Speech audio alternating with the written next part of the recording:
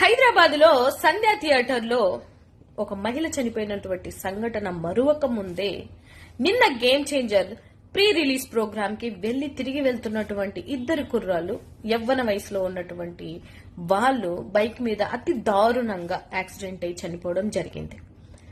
నేను ఈ రెండు సంఘటనల్ని కంపారిజన్ చేయట్లేదు. ఈ రెండు సంఘటనల కోసం నేనెవరినో గుచ్చి మాట్లాడడానికి కాదు.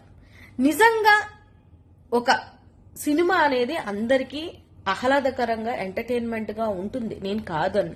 కానీ మీరు చెప్తున్నటువంటి మాటలు స్టేజ్ మీద ఒక మంచి పదవులలో ఉండి యువత చొక్కాలు దించుకోండి, బండ్లు రైస్ చేసుకోండి, అలా తిరగండి, ఒళ్ళు జాగ్రత్తగా పెట్టుకొని జాగ్రత్తగా ఇంటికి వెళ్ళండి అని మీ సినిమా హీరోలు గాని నాయకులు గాని చెప్తే తప్పెవరిదానం? మీరే రెచ్చిపోండి, ఎరగబడండి అని చెప్తే వాళ్ళ పరిస్థితి ఏంటనేది ఒకసారి గమనించుకోవాలి. ఒక మంచి పదవిలో ఉండి ఒక మంచి స్థాయిలో ఉన్నటువంటి హీరో అయినటువంటి మీరన్నట్టుగానే నేను అడుగుతున్నాను, వెళ్లి వాళ్ళ ఇంట్లో వాళ్ళని పరామర్శించారా? వాళ్ళకి అండగా ఉంటామని ఏమన్నా భరోసా ఇచ్చారా? లేదు, మా వల్ల జరిగినటువంటి అన్యాయం ఇదిగో మేము ఇంత ధన సహాయం చేయబోతున్నామని చెప్పి ఏమన్నా చెప్పారా? అంటే ఈ లెక్కన మీరు కొన్ని మాటలు మాత్రమే చెప్తారు, పాటించరు. ఇది అందరి హీరోలకి కాదు, కొందరు హీరో